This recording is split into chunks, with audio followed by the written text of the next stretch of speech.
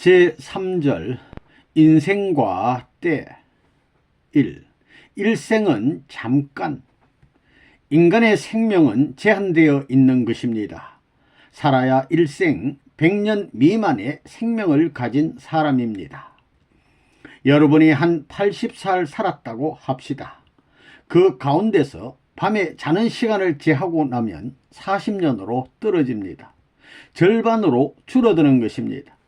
자는 것은 죽은 것과 같습니다. 그렇기 때문에 24시간 가운데 살겠다고 허덕이는 시간은 절반밖에 안 됩니다.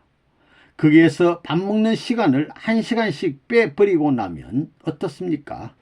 또 친구의 잔칫날, 이웃 동네 어른의 환갑날, 누구 죽은 날, 장사 지내는 날, 별의별 날을 다 제하고 나면 일생에서 산다고 하는 날이 절반이나 될 것 같습니까? 계산해 보면 산다고 하는 것이 7년밖에 나오지 않습니다. 그 가운데 진정으로 살았다고 할 수 있는 날이 얼마나 되겠습니까?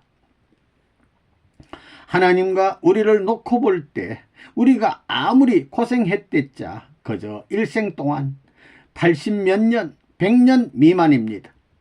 우리가 100살을 살아야 36,000일 밖에 안 됩니다. 36,000일은 잠깐입니다. 그걸 못 참겠습니까? 하나님은 몇 억만 년, 몇 억 년 계속해 나온 것입니다. 아무리 인간 세계가 그래도 하나님은 하나님이기 때문에 태연자약해야 합니다. 그 속에는 천만 사연이 끓고 있지만 태연해야 됩니다. 일생은 참 빠릅니다. 철들어 세상 물정을 알고 이러고 저러고 하다 40이 넘으면 50이고 10년은 잠깐입니다. 50년이면 60은 잠깐이고 60대면 70은 잠깐입니다. 나도 가만히 생각하니 일장춘몽이란 말이 실감납니다. 우리 생의 일대라는 것은 잠깐입니다.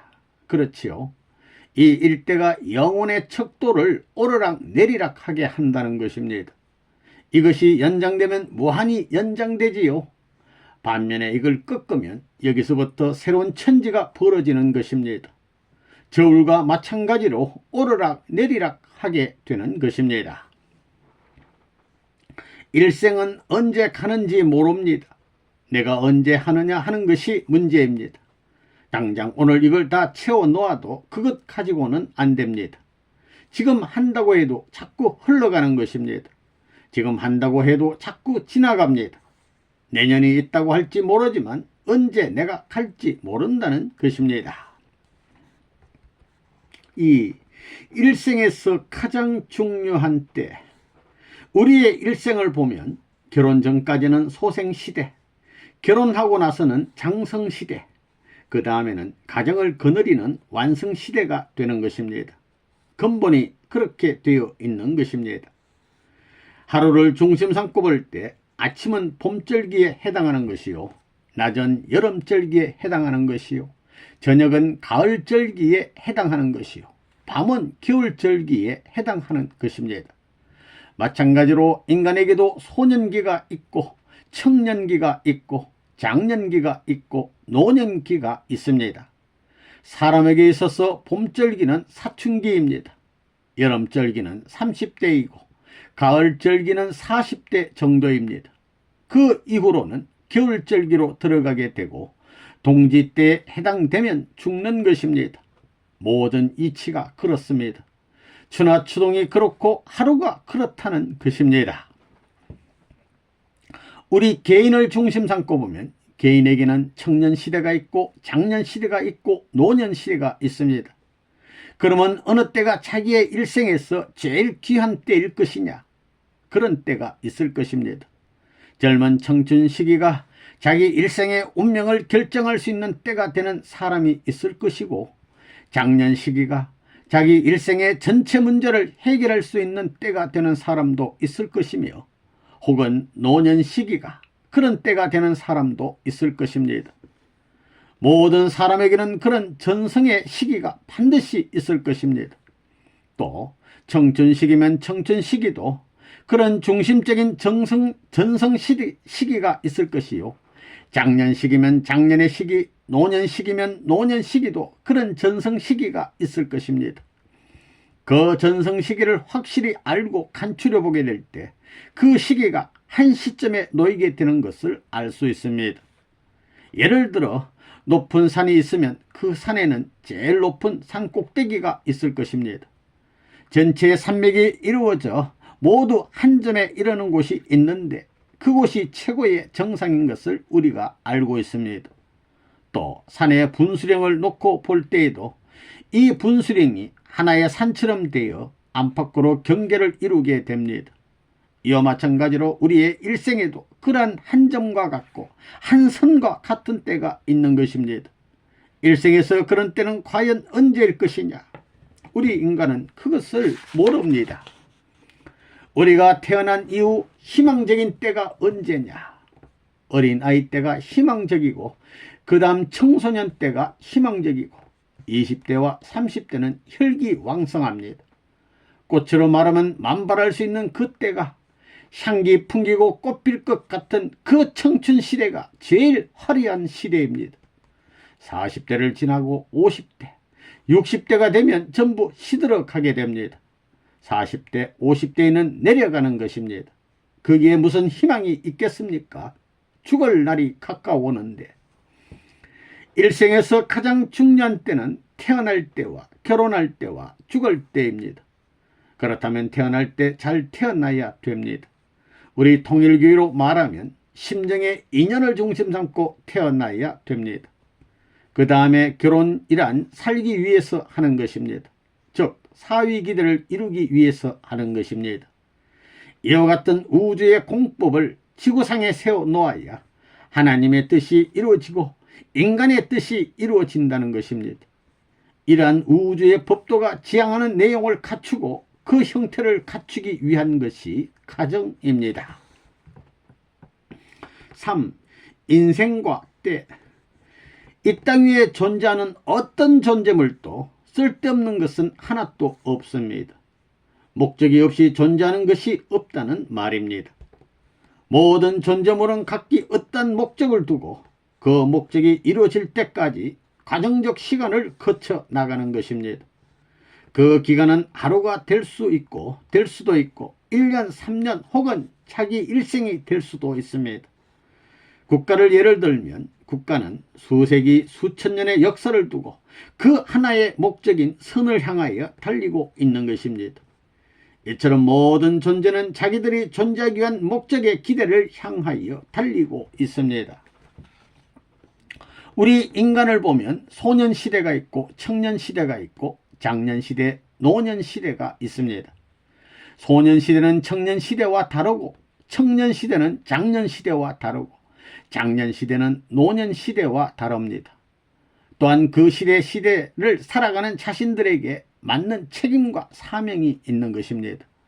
따라서 소년시대에 해야 할 사명을 다하지 못하면 청년시대를 힘차게 맞을 수 없고 청년시대의 사명을 다하지 못하면 장년시대를 힘차게 맞을 수 없습니다. 또한 장년시대의 사명을 다하지 못하게 되면 노년시대를 힘차게 맞을 수 없는 것입니다. 이와 같이 사람의 일생도 각 시대에 주어진 사명을 다 하느냐 못하느냐에 따라서 자기의 후대가 목적 기준을 이루느냐 이루지 못하느냐의 문제가 좌우된다는 것을 알 수 있습니다. 아무리 영웅이라 하더라도 때를 맞이하지 못하면 뜻을 이루지 못한다고 하는 말을 우리는 왕왕 듣습니다. 때가 준비된 터전 위에 인재가 나타나면 그 인재와 때가 합해가지고 하나의 새로운 역사가 창조된다는 사실을 우리는 역사를 통해서 잘 알고 있습니다. 그렇기 때문에 언제나 때라는 것이 문제가 됩니다. 아침이 되면 일어나서 밥을 먹고 일을 시작합니다. 그리고 점심때가 되면 점심을 먹어야 됩니다. 점심 식사를 하고 오후에 일을 시작합니다.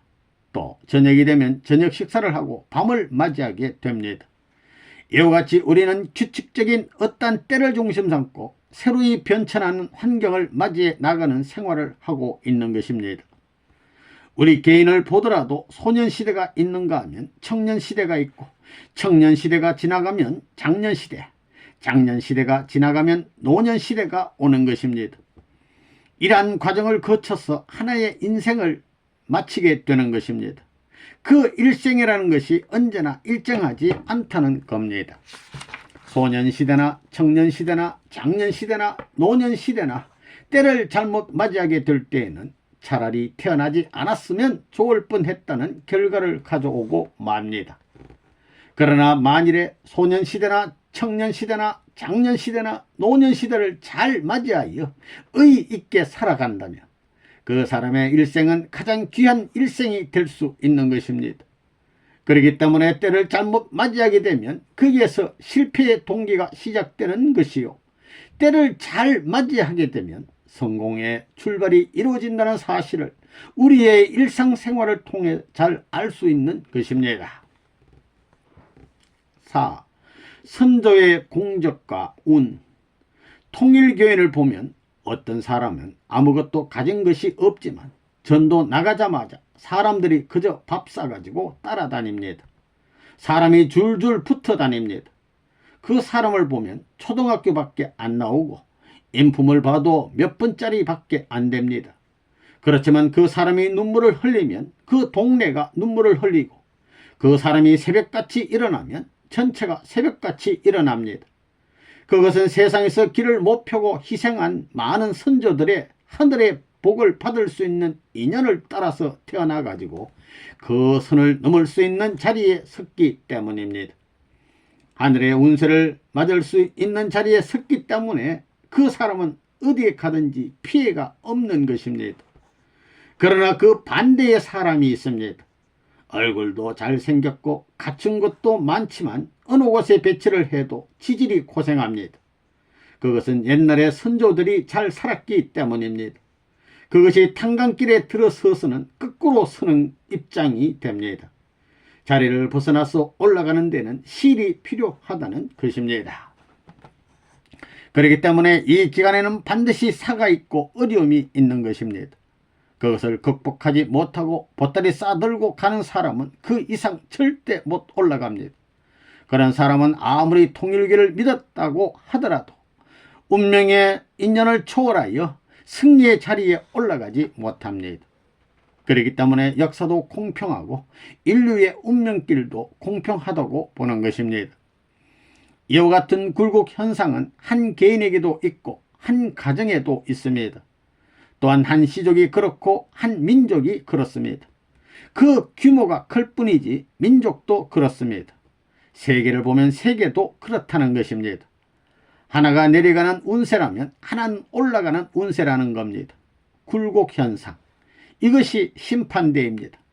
타락되었기 때문에 인류는 타락 세계에서 6천년간 기반을 닦아가지고 비로소 천국 세계로 들어가는 것입니다. 지혜로운 사람은 어떤 사람이냐? 아무리 어렵더라도 박자를 맞추는 사람입니다. 종교가 그렇게 해온 것입니다. 수천 년의 운을 맞자 수천 년 고생해 왔지만 한때 찾아오는 수천 년의 운을 맞자는 것입니다. 5. 운명과 숙명. 운명이라는 글자를 보게 되면 그 명자가 목숨 명자입니다. 그리고 운자는 옮길 운자입니다. 목숨을 옮겨간다는 것입니다. 또 전체적으로 하나의 표준이 될 수 있는 명제를 놓고 그리로 간다는 뜻도 됩니다. 운명이라는 길은 아니 가면 안 된다 이겁니다. 한국의 속된 말로 팔자를 타고 났다는 것입니다. 개구리는 육지에서 사는 것보다 물에서 사는 게 낫습니다. 나면서 그렇게 태어났고 살면서 그렇게 살아야 되고 죽을 때도 거기에서 그렇게 죽어야 됩니다. 그걸 벗어나 가지고는 갈 길이 없고 살 길이 없는 것입니다. 매미알이 매미가 되기 위해서는 군뱅이 시대, 유충 시대를 거쳐야 합니다. 유충 시대에는 물구덩이 혹은 땅구덩이에 산다고 하더라도 그것들이 가야 할 목적지는 그게 아닙니다. 그것을 통해서 대공을 날 수 있는 길로 가야 되는 것입니다. 날기 위해서는 아무리 땅구멍을 파고 들어가거나 아무리 물에 헤엄치고 다닌다 하더라도 그 과정에서 날 수 있는 날개를 준비해야 되는 것입니다. 그게 필요 조건이고 절대 조건입니다. 없어서는 안 될 조건이라는 것입니다. 유충시대에서부터 성충시대로 넘어가기 위해서는 유충시대에 날기 위한 만반의 체제가 준비되어야 되는 것입니다. 거기에 반대되는 요소인 껍데기를 벗고 정비할 수 있는 한때를 반드시 거쳐야 됩니다. 물속에서 살 때는 넓적해야 되고 물 위에 떠 다니기에 필요한 모양이 적격이겠지만 공중에서 날게 될 때는 그래 가지고는 안 됩니다. 거기에 맞게끔 모든 것이 갖추어져야 됩니다. 물고기로 태어난 운명이라면 그건 물에서 떠날 수 없는 것입니다. 도대체 인간이 행복하거나 불행하게 되고 혹은 운이 좋다든가 운이 나쁘다든가 하는 기원은 어디서부터 시작하느냐? 우리 인간 자체가 운을 타게 가면서 자기의 행복의 터전을 넓혀 나갈 수 있느냐?